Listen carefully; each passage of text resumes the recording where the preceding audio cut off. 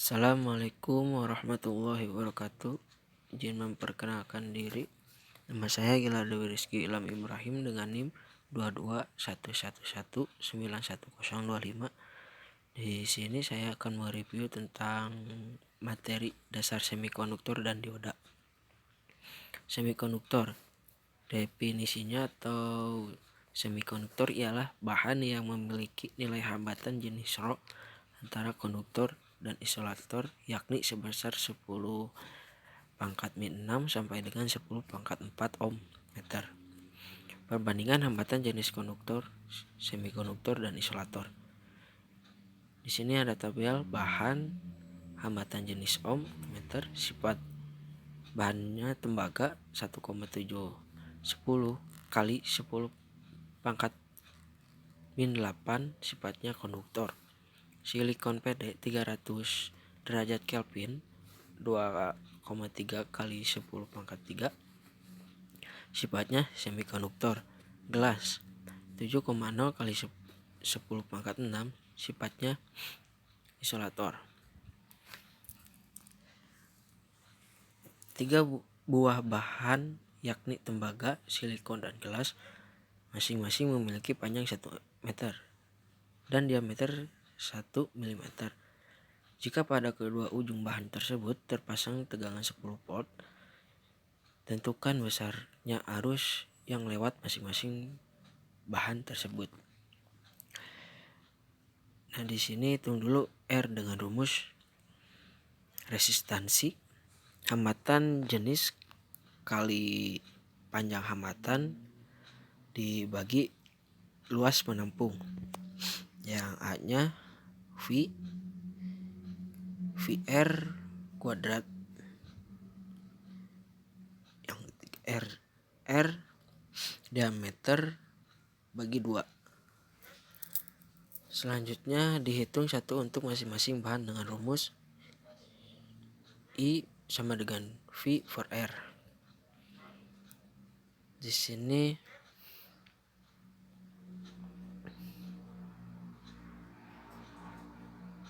arus yang paling besarnya itu adalah tembaga.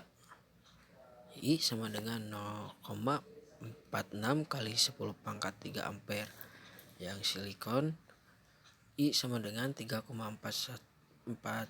kali 10⁻⁹ ampere. I 1,12 kali 10⁻⁻12 ampere. Bahan-bahan semikonduktor trivalen, logam-logam yang memiliki atom-atom dengan jumlah elektron terluar 3 buah seperti boron atau B, gallium atau Ga, dan indium atau In.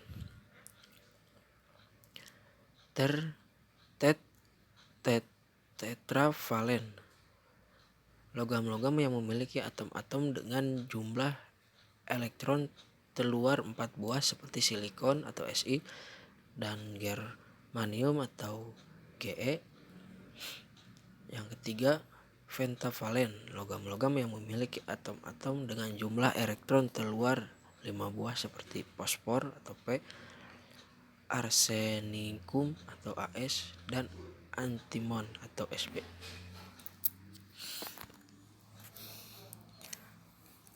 Tabel periodik semikonduktor.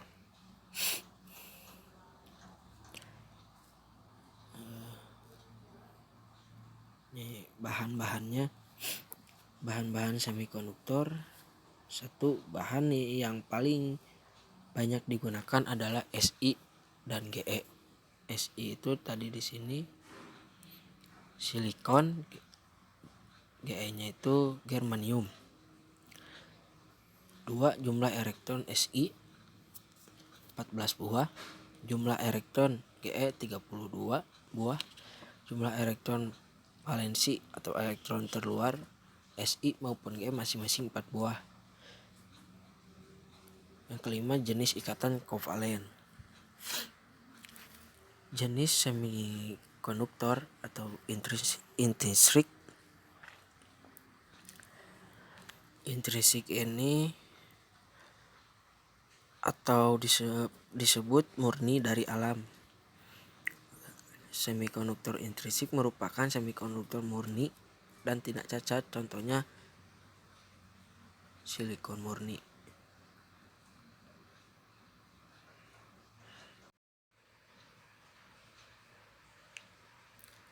Elektron valiansi ini ikatan kovalen yang kotak ini adalah visualisasi 3 dimensi, yang ini visualisasi 2 dimensi. Terus semikonduktor intrinsik pada suhu yang sangat rendah. Yang pertama, suatu elektron berada pada ikatan kovalen, tak ada elektron bebas atau tak ada pembawa muatan, sehingga bersifat sebagai isolator. Semikonduktor intrinsik pada suhu kamar. Yang pertama, agitasi termal menyebabkan beberapa elektron valiansi keluar dari ikatan kovalen menjadi elektron bebas sebagai pembawa muatan negatif.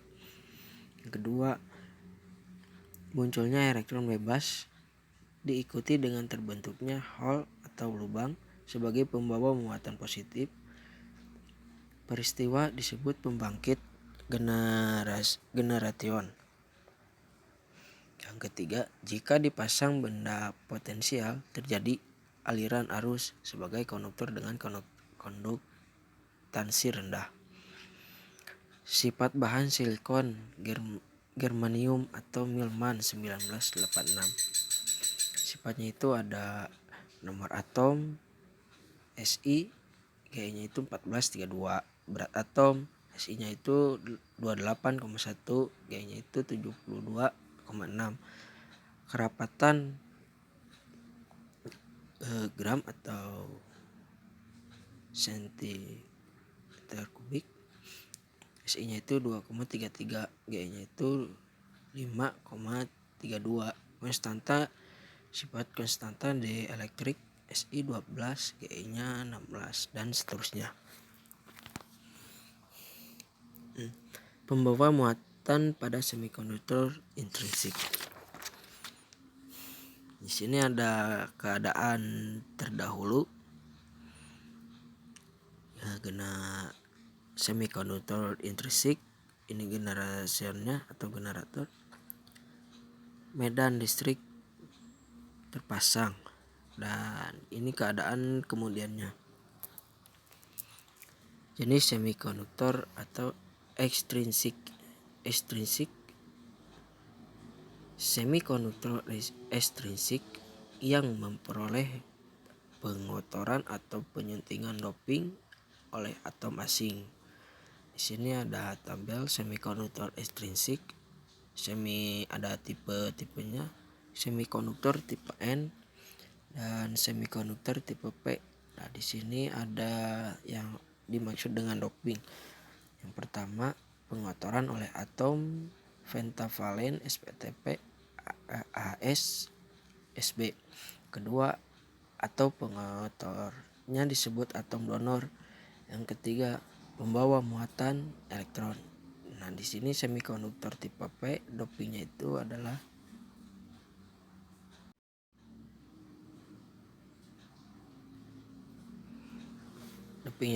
pengotoran oleh atom trivalen sp(Tb), Ga, dan In. Yang kedua, atom pengotornya disebut atom akseptor. Yang ketiga, pembawa muatan atau hole. Jenis semikonduktor ekstrinsik. Yang pertama, tujuan doping meningkatkan konduktivitas semikonduktor dan memperoleh semikonduktor dengan hanya satu pembawa muatan atau elektron atau hole saja. Yang kedua, perbandingan doping. Atom dopan atom murni 1:10⁻⁶ sampai dengan 1:10⁸. Dopan adalah atom pengotor.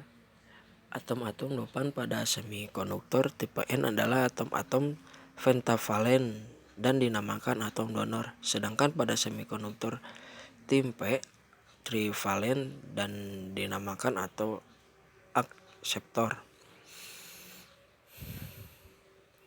Semikonduktor tipe N. Di sini ada elektron bebas. Elektron bebas sebagian besar terjadi karena doping dan sebagian kecil lainnya bersama Hall karena generation akibat agitasi termal. Elektron bebas menjadi pembawa muatan mayoritas dan Hall sebagai pembawa muatan minoritas. Semikonduktor tipe P. Hall di sini. Hall itu sebagian besar terjadi karena doping dan sebagian kecil lainnya bersama elektron bebas karena generation akibat agitasi termal. Hall menjadi pembawa muatan mayoritas dan elektron bebas sebagai pembawa muatan minoritas. Piranti semikonduktor. Ini komponennya beberapa piranti semikonduktor. Yang pertama dioda pertemuan PN, transistor, termistor, SCR atau silicon controlled rectifier IC atau integrated circuit. Dioda pertemuan PN. Suatu pertemuan PN adalah kristal tunggal semikonduktor yang pada satu sisi mendapat penyuntikan atom akseptor dan pada sisi yang lain mendapat penyuntikan atom donor. Pertemuan PN merupakan blok bangunan dasar atau basic building block bagi piranti semikonduktor. Dioda pertemuan PN. Pertemuan PN yang pada kedua sisinya diletakkan logam atau metallurgical bond sehingga terdapat dua ujung logam yang merupakan terminal atau elektrode, yakni anoda pada sisi P dan katoda pada sisi N. Nah, di sini ada pertemuan PN atau atom aspektor, atom donor yang didoping kristal tunggal semikonduktor. Hasilnya tipe P, tipe N. Dioda pertemuan PN. Kawat di pertemuan PN tipe bertemu tipe N yang ini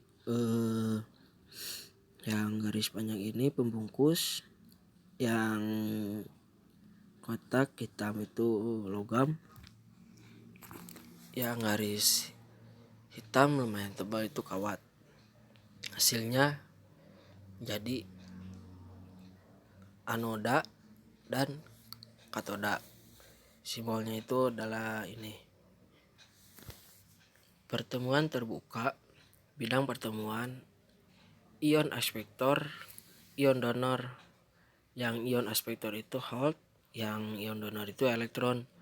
Ion Hall itu atau jenis P itu min. Yang ion donor elektron adalah jenis N. Yang tengah itu lapisan pengosongan atau bidang pertemuan. Atom-atom yang mengandung Hall dapat digambarkan sebagai ion-ion negatif karena kekurangan elektron, dan atom-atom yang kelebihan elektron sebagai ion positif. Ion-ion akseptor adalah ion-ion negatif dan ion-ion donor adalah ion-ion positif. Pertemuan PN terbuka. Lapisan pengosongan yang pertama, saat P dan N dipertemukan terjadi difusi elektron ke arah P dan difusi Hall ke arah N, menimbulkan arus difusi ke kanan. Yang kedua, terjadi rekombination atau penggabungan di sekitar bidang pertemuan sehingga elektron dan Hall lenyap. Di sekitar bidang pertemuan tak terdapat pembawa muatan, disebut daerah pengosongan atau depletion region. Yang selanjutnya tegangan penghalang. Yang pertama, lenyapnya elektron menghilang ion donor atau positif, dan lenyapnya hole meninggalkan ion akseptor atau negatif. Adanya ion positif dan negatif menyebabkan adanya medan listrik sehingga adanya tegangan, disebut tegangan kontak atau tegangan penghalang atau barir potensial, menimbulkan arus drip ke kiri. Yang ketiga, karena pertemuan PN ini terbuka, maka ada kesetimbangan antara arus drip dengan arus difusi. Pertemuan PN dengan bersikap maju atau forward bias. Adanya V menyebabkan arus difusi lebih besar dari arus drip. Ya, jika potensial penghalang sebelum diberi VD adalah VO, maka potensial penghalang turun menjadi VO dikurang VD, daerah pengosongan menjadi sempit. Yang ketiga, pembawa mayoritas punya energi yang cukup untuk melewati potensial penghalang. Yang keempat, hole dari sisi P atau pembawa mayoritas dapat melewati daerah pengosongan menjadi pembawa minoritas di sisi N. Yang kelima, elektron dari sisi N atau pembawa mayoritas dapat melewati daerah pengosongan menjadi pembawa minoritas di sisi P. Yang keenam, jumlah arus dari elektron dan hole merupakan arus total yang lewat di dioda. Pertemuan Vn dengan prasikap mundur atau reverse bias. Hole pada sisi P bergerak ke kiri, elektron pada sisi N bergerak ke kanan. Ada daerah pengosongan melebar, potensial penghalang menjadi PO ditambah PD. Tidak ada arus lewat bidang pertemuan karena daerah pengosongan pada dasarnya merupakan semikonduktor intrinsik. Agitasi termal dapat menyebabkan terjadinya generation sehingga muncul pasangan elektron dan hole pada daerah ini. Pengaruh medan listrik yang terpasang terhadap adanya elektron dan hole di daerah pengosongan menyebabkan terjadinya arus yang arahnya dari katoda ke anoda dan disebut arus balik saturasi yang besarnya 10⁻⁸ sampai dengan 10⁻14 ampere. Ini grafik arus dioda. Reverse bias 100 volt, forward biasnya 0,7 volt, menjadi breakdown. Nah, ini simbol dioda Zener, anoda yang kiri anoda, kanan katoda. Dasar analisa dioda, simbolnya itu anoda, yang kiri ini anoda, kedua katoda atau negatif. Nah, ini di sini ada jenis dioda. Yang pertama junction diode atau dioda. Yang kedua Zener dioda, yang ketiga tunnel dioda, yang keempat Schottky dioda, yang ke-5 sama 6 palaktor dioda, yang ke-7 Dias, yang ke-8 Trias, yang ke-9 SCR, yang ke-10 Light Emitting Diode atau LED, yang ke-11 fotodioda. Jenis dioda dan penggunaannya. Dioda silikon untuk penyearah arus pengaman tegangan kejut IN 4001, IN 4007, IN 5404. Dioda Zener untuk mengatur tegangan Zener 6,2 volt, Zener 3,2 volt. Dioda Brigade untuk penyearah gelombang penuh pada rangkaian satu daya B40C800. Kiprok pada kendaraan bermotor. LED atau light emitting dioda sebagai lampu indikator konsumsi arus rendah 5 mA long live tim atau 1, dikurang 3 volt. Rangkaian dioda. Nah, ini rangkaiannya garis beban. Dari gambar, dengan menggunakan hukum tegangan Kirchhoff atau Kirchhoff Voltage Law atau KVL, diperoleh V sama dengan VI dikurang VRL. Dengan RL adalah tahanan beban. Karena ada dua variabel yang belum diketahui nilainya, yaitu V dan I. Diperlukan satu petunjuk lagi, yaitu karakteristik dioda. Ini rangkaiannya garis beban melewati titik I sama dengan 0 titik. Potong V adalah V sama dengan VI dan V sama dengan 0. Titik potong adalah I sama dengan VI atau RL. Gambar kurva karakteristik dinamis. Hubungan arus terhadap tegangan masukan VI bervariasi disebut karakteristik dinamis. Lereng garis beban adalah tetap karena resistan beban RL tetap.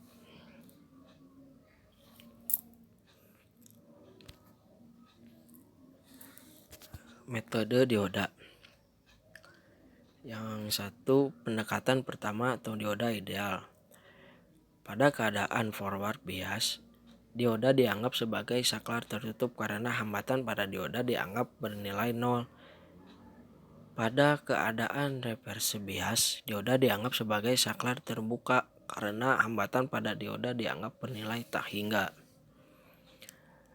Pendekatan pertama, rangkaian forward bias. Saklar on. Model forward pendekatan 1. Terus rangkaian forward biasnya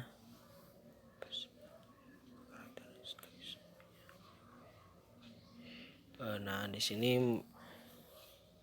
ini rangkaiannya. Ya, selanjutnya model dioda yang kedua, pendekatan kedua. Pada keadaan forward bias, dioda dianggap sebagai sumber tegangan sebagai VY atau VY untuk silikon 0,7 volt atau 0,6 volt dan VY untuk germanium sama dengan 0,2 volt atau 0,3 volt. Pada keadaan reverse bias, dioda dianggap sebagai saklar terbuka karena hambatan pada dioda dianggap bernilai tak hingga. Nah, ini rangkaiannya.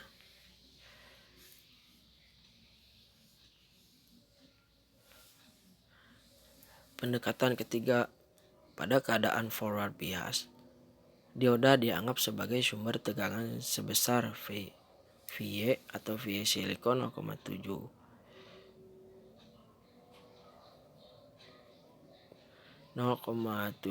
volt atau 0,6 volt dan VY untuk germanium 0,2 volt atau 0,3 volt dengan resistansi forward RF yang terpasang secara seri. Pada keadaan reverse bias, dioda dianggap sebagai resistansi reverse.